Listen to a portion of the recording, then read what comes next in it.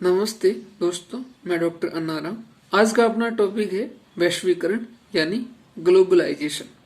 What it is, how it benefited to India and what are challenges, how to combat all these challenges.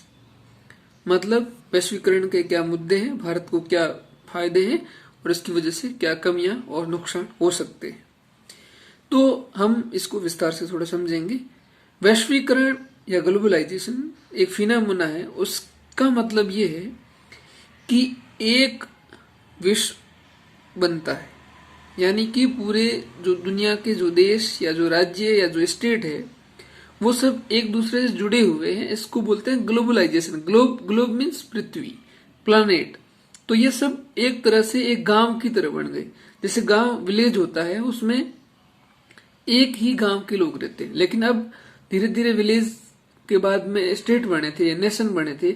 लेकिन अब technology और communication और transportation और the trade and culture exchanges और education की वजह से पूरे जो दुनिया के जो लोग हैं वो एक दूसरे से जुड़ गए हैं। उसको ही ग्लोबलाइजेशन या वैश्वीकरण कहते हैं। जैसे भारत में कोई आईफोन खरीदता है, लेकिन आजकल तो ट्रेंड हो गया आईफोन का हर एक के पास। तो ये आईफोन बनता कैसे? तो इसकी जो टेक्नोलॉजी है वो यूएसए में डेवलप हुई, लेकिन इसकी जो बैटरीज और इसकी जो चिप्स और सिलिकॉन और जो डायोड ट्रायोड होते हैं उसका फॉर्मेशन चाइना में हुआ। और ये असेंबल कहाँ हुए? चाइना में हुए, या अलग अलग पुर्जे ला करके भारत में असेंबल हुए।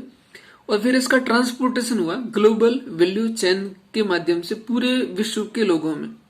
तो एक तरह से ये इसकी टेक्नोलॉजी तो कहाँ थी, पुर्जे कहाँ बने और इसका जो फिक्स जो मटेरियल बना वो कहाँ बना और वापस में वितरित कहाँ पर हुआ। तो सब अलग अलग थे, लेकिन ये अलग अलग देशों में हुए। तो ये बोलते हैं ग्लोबल वैल्यू चेन, जो एक ट्रेड का रूट है।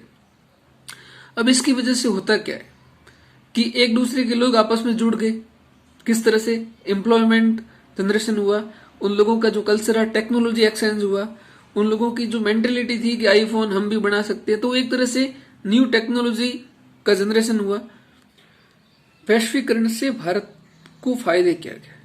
पहली बात, भारत एक विकसित देश है जिसको बहुत सारे मनी यानी कि टेक्नोलॉजी, मनी और अदर सपोर्ट की जरूरत है। किसके लिए?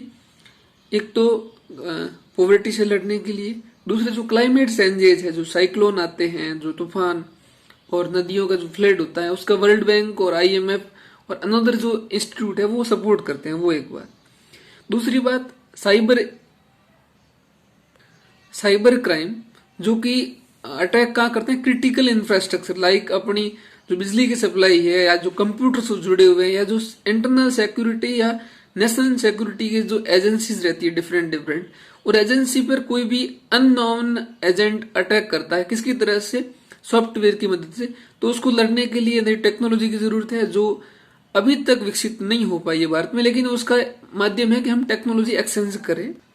तीसरा है ट्रेड, व्यापार। अगर भारत में make in India, assemble in India, बहुत सारी स्कीम चल रही है, उसको अगर सक्सेस बनाना है तो उसके लिए बहुत सारी मटेरियल्स को उसमें बनाना होगा भारत में, और उसको एक्सपोर्ट करना होगा अदर कंट्रीज में।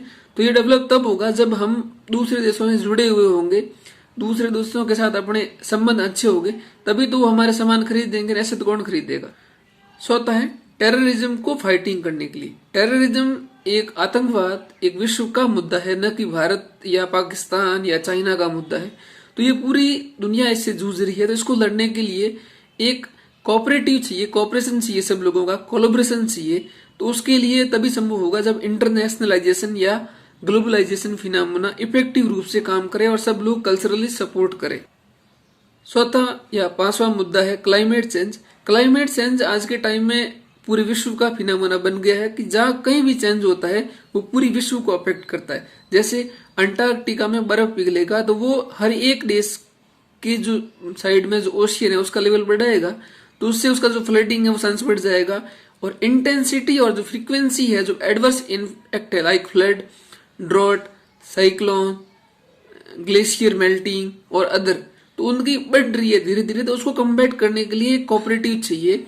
तो वो एक वैश्वीकरण के से ही संभव है। जैसे पेरिस एग्रीमेंट अभी जो साइन हुआ था 2015 में, वो अभी वापस एक बार यूएसए वापस निकल गया था, बाइडेन वापस ज्वाइन कर रहे हैं। तो ये ग्लोबलाइजेशन की वजह से ही सपोर्ट हो पाता है कि भारत को फंडिंग करेंगे वो तो हम कार्बन इमिशन को कम करेंगे, जिससे भारत की इकोनॉमी में वृद्धि होगी और अपने आप हम कार्बन इमिशन को कम करके रिन्यूएबल एनर्जी पर ज्यादा फोकस करेंगे।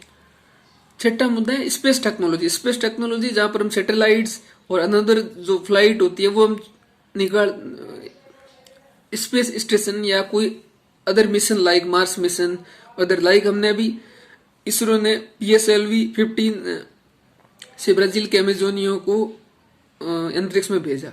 तो ये बहुत सारे देशों का सपोर्ट होता है, किसी के पास टेक्नोलॉजी होती है, किसी के पास इंफ्रास्ट्रक्चर होता है, किसी के पास लॉजिस्टिक सपोर्ट होता है। तो एक दूसरे की मदद करेंगे तो जो विश्व का जो स्पेस की द्वारा नियंत्रण करना या कोई स्पेस की जो रिसोर्सेज होते हैं उसको मदद की जा सकती है। ये बेटर होगा जब हम एक दूसरे का कोऑपरेट करें।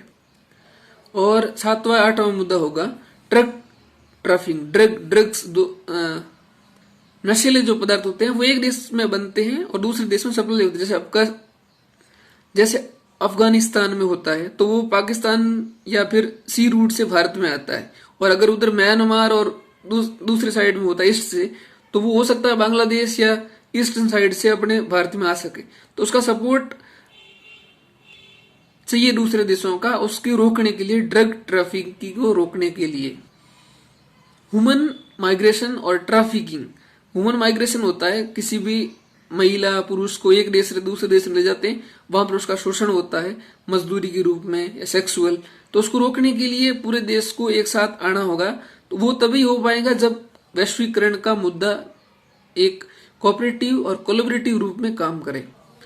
अब वैश्वीकरण किस तरह से चैलेंजेस है भारत की संस्कृति या कल्चर को, तो पहला हम देखते हैं कि भारत का जो कल्चर है उसमें हम एक दूसरे की टॉलरेंस होती है, लव, रेस्पेक्ट और पैटर्न होता है, फूड, ड्रेस या अनदर।